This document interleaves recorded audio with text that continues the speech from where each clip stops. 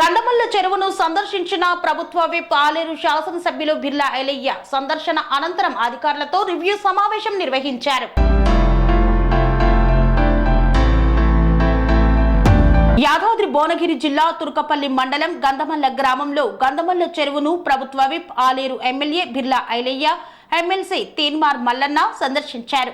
అనంతరం మండల ప్రజా పరిషత్ కార్యాలయంలో అధికారులతో రివ్యూ సమావేశం నిర్వహించారు. ఈ సందర్భంగా రివ్యూ సమావేశంలో ఎమ్మెల్యే బిర్లా ఐలయ్య మాట్లాడుతూ గంధమల్ల గ్రామం ముంపు లేకుండా రిజర్వాయర్ నిర్మిస్తామన్నారు. ఉన్న చెరువునే డెవలప్ చేసి 1.4 టీఎంసీల కెపాసిటీతో గంధమల్ల రిజర్వాయర్ ఏర్పాటు చేస్తామన్నారు. తక్కువ ఖర్చుతో ఎక్కువ ఆయకట్టు సాగులోకి వచ్చేలా రిజర్వాయర్ నిర్మిస్తామని పేర్కొన్నారు. గత బీఆర్ఎస్ ప్రభుత్వం గంధమల్ల రిజర్వాయర్ ను విస్మరించిందని పేర్కొన్నారు.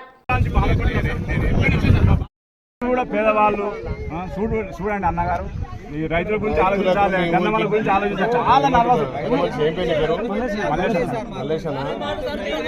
దానికోసం ఎన్నో కూర్చొని డిజైన్ చేసి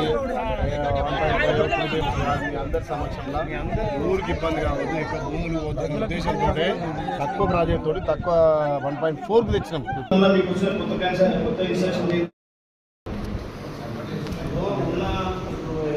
సెంట్రల్గా ఇప్పుడు నిండేటప్పుడు అయితే 400-500 ఎకర్స్ నిండుతుంది. అదనేమో 500 ఎకర్స్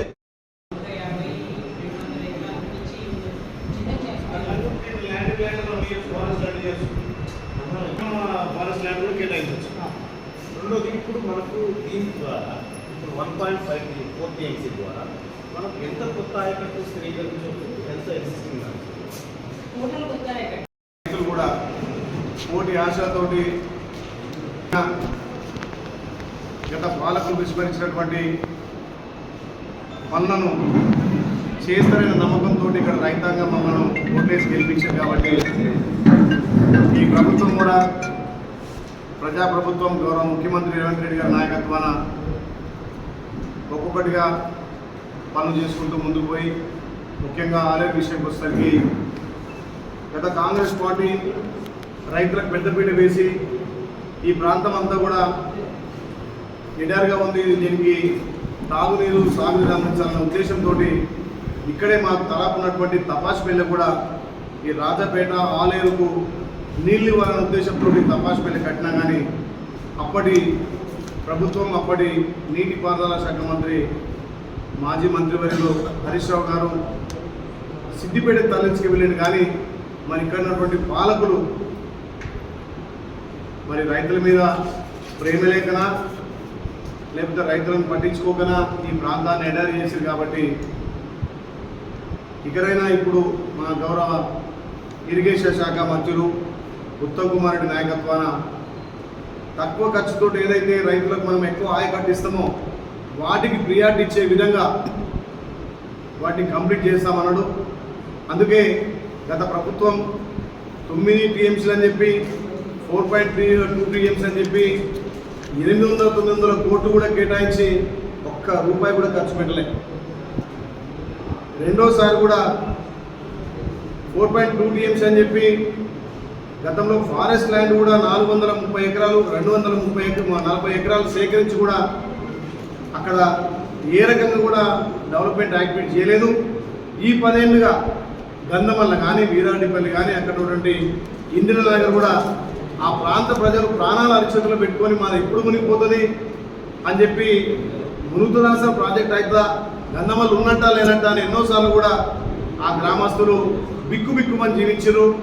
ఈరోజు కూడా మేము ఆ గంధమల్ల పోతే సార్ ఈసారి కూడా అవుతుందా కాదా, అయితే ఎంతవరకు అవుతుంది, గంధమల్ల పేరు ఎత్తుని మాకు పిల్లలు ఇస్తలేరు, మా ఊళ్ళో ఇక్కడ అమ్ముతలేదు, ఎక్కడ కొట్టలేరు, ఈ దౌర్భాగ్య అంటే మా గౌరవ ముఖ్యమంత్రి దృష్టికి మా తీర్మాన్ మల్లన్న గారి నేను కానీ చెప్పిన సమయంలో గౌరవ మంత్రి గారు ఉత్తమ్ కుమార్ రెడ్డి కూడా ఖచ్చితంగా తక్కువ ఖర్చుతో అయ్యేది ఎక్కువ ఆయకట్టున్నటువంటి ప్రాంతం గంధమల్ల కాబట్టి చేస్తానని మాటిచ్చిండు. దీనికి గౌరవ ఆర్ఎన్బి మంత్రి కూడా ఆయన చొరవతోటి 1.4 టీఎంసీగా అక్కడ గంధమల్ల కానీ ఇంద్రనగర్ కానీ వీరాడిపల్లి కానీ పవర్ టవర్స్ కూడా ఏదానికి డిస్టర్బ్ లేకుండా ఆ ఉన్నదాన్నే డెవలప్ చేసి దాన్ని చేయడం వల్ల కూడా ఇలా 50,000 ఎకరాల ఆయకట్టు సాగులోకి వస్తుంది. కాబట్టి ఇలాంటి గొప్ప కార్యక్రమాన్ని ఖచ్చితంగా మేము పట్టుబడి తీసుకొస్తాం, సాధిస్తామని చెప్పి ఈరోజు ప్రాజెక్టు కూడా సందర్శించడం జరిగింది.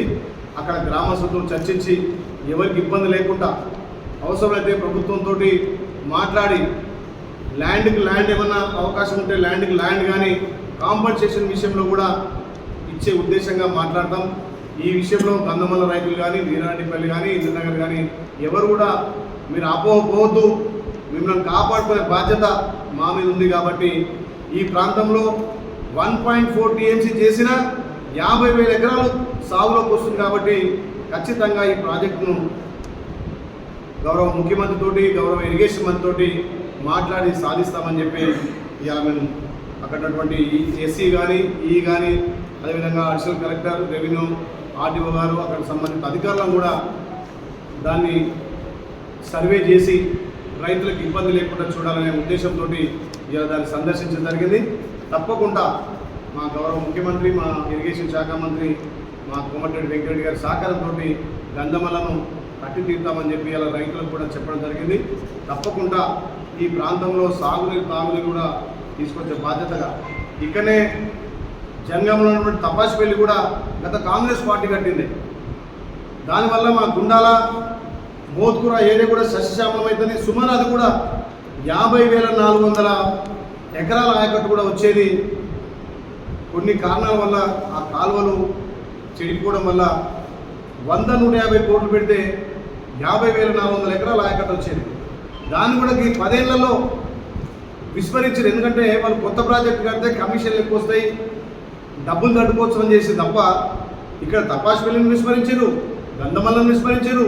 అక్కడ నవాపేట కూడా 50,400 ఆయకట్టు ఎకరాలను విస్మరించినటువంటి ఆ ప్రభుత్వాలు. కాబట్టి ఇప్పుడు ఖచ్చితంగా ఆ నవాపేట నుంచి కూడా గుండాలకు అక్కడ మోత్కూరుకు నీళ్ళు తెస్తామని చెప్పి మొన్న అసెంబ్లీలో మాట్లాడడం జరిగింది. గౌరవ ఎమ్మెల్సీ గారు మండలిలో కూడా మాట్లాడారు. కాబట్టి తప్పకుండా ఆలేరు ప్రజలకు తాగునీరు, సాగునీరు ఇబ్బందులు ఇప్పుడు చేసే బాధ్యత మాది. ఏదైతే మిషన్ భగీరథతోటి అప్పటి గౌరవ ముఖ్యమంత్రి కేసీఆర్ గారు నేను ప్రతి ఇంటికి నల్ల ఇస్తా, ప్రతి ఇంటికి నల్ల నీళ్ళు అందిస్తా అన్నాడు. ఇలా జనగాము, ఆలేరు, భువనగిరి ఒక 16 కిలోమీటర్ల పైప్ లైన్ లేకపోవడంతో మాకు మిషన్ భగీరథ నీళ్లు కేటాయించిన దాంట్లో 20% నీళ్ళు అవట్లేదు. ఆ విషయంలో కూడా గౌరవ ఆరోగ్య మంత్రి చొరవతోటి, ఫైనాన్స్ మినిస్టర్ తోటి మొన్ననే శాంక్షన్ కూడా తీసుకున్నాం. జియో పాస్ అయ్యి శాంక్షన్ కూడా వచ్చింది. 210 కోట్లు మొన్ననే శాంక్షన్ వచ్చింది. అది కూడా మా మీడియా మిత్రులు చెప్తున్నాం. ఒక 6 నెలలు 8 నెలలనే 16 కిలోమీటర్ల పైప్ లైన్ కంప్లీట్ చేసి మిషన్ భగీరథ నీళ్లు కూడా జనగాము, ఆలేరు, భువనగిరి కాన్స్టిట్యూన్సీలకు పుష్కలంగా అందే విధంగా చర్యలు తీసుకుంటాం. ఈ ప్రభుత్వం వచ్చిన తర్వాత రైతులకు పెద్దపీట వేసింది. నిన్న మనం జరిగినటువంటి రైతు రుణమాఫీ అనుకోవచ్చు. ఈ బడ్జెట్లో 291తో చేసినటువంటి బడ్జెట్లో 73,000 కోట్లు రైతులకు కేటాయించడం అంటే ఈ ప్రభుత్వం రైతుల ప్రభుత్వం. రైతుల మీద ప్రేమతోటి రైతును రాజు చేయడం కోసం గత ప్రభుత్వాలు వ్యవసాయం దండుగా అంటే మా గౌరవ ముఖ్యమంత్రి, మా వ్యవసాయ శాఖ మంత్రి తుమ్మల నాగేశ్వరరావు గారు, మా ఫైనాన్స్ మినిస్టర్ భట్టి గారు వ్యవసాయం పండుగ అనే విధంగా 2 విడతల రుణమాఫీ చేసినాం. రేపు ఆగస్టు 15 లోపు కూడా 2 లక్షల రుణమాఫీ చేయబోతున్నాం. ఇది కాంగ్రెస్ ప్రభుత్వం అంటే, ఇది తెలంగాణలో మార్పు అంటే.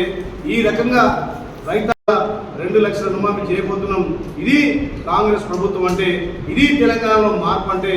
ఈ రకంగా రైతాంగాన్ని ఆదుకొని తెలంగాణలో రైతులకు పెద్దపీట వేసినటువంటి ప్రభుత్వం కాంగ్రెస్ ప్రభుత్వం. కాబట్టి ఖచ్చితంగా గౌరవ ఎమ్మెల్సీ గారు, నేను కలిసి గౌరవ ముఖ్యమంత్రితోటి, ఇరిగేషన్ శాఖ మంత్రితో కూర్చొని ఈ 3 ప్రాజెక్టుల నుంచి ఖచ్చితంగా ఆలేరుకు సాగునీరు, తాగునీరు ఇచ్చే విధంగా చర్యలు తీసుకుంటామని చెప్పి దాని మీద ఇవాళ మా శాఖకు సంబంధించినటువంటి డిపార్ట్మెంట్ సంబంధించినటువంటి ఎస్సీ కానీ, ఏఈడీలతో, అదేవిధంగా అడిషనల్ కలెక్టర్, ఎంఆర్ఓ, ఇక్కడ ఉన్నటువంటి ఆర్డీఓ గారితో సమీక్ష చేసి త్వరలో నివేదిక తీసుకొని ప్రభుత్వం పెద్ద దృష్టి తీసుకుపోయి ఇమీడియట్గా శాంక్షన్ చేసి దాన్ని ప్రాజెక్టును కంప్లీట్ చేస్తామని చెప్పి మాటిస్తున్నాం.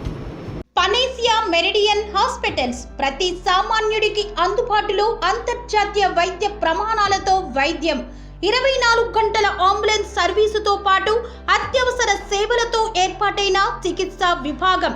మా దగ్గర గుండె సంబంధిత, మూత్రపిండ, కాలేయ, కంటి జబ్బులకు, మోకాళ్ల శస్త్రచికిత్సతో పాటు COVID-19, బ్లాక్ ఫంగస్ వంటి వైరస్లకు అన్ని రకాల ఆరోగ్య సమస్యలకు నమ్మకమైన అత్యాధునిక వైద్య చికిత్సను అందిస్తున్న హాస్పిటల్ పనేసియా మెరిడియన్ హాస్పిటల్స్. మీ ఆరోగ్య సమస్య ఏదైనా ఇప్పుడు పరిష్కారం సాధ్యం. సంపూర్ణ ఆరోగ్యం కోసం సంప్రదించండి Panacea Meridian hospitals, opposite Bheeramguda కమాన్, RC Puram, Sangareddy district, pin code 502032. సంప్రదించాల్సిన ఫోన్ నెంబర్ 0845524177 మరియు 7893757770.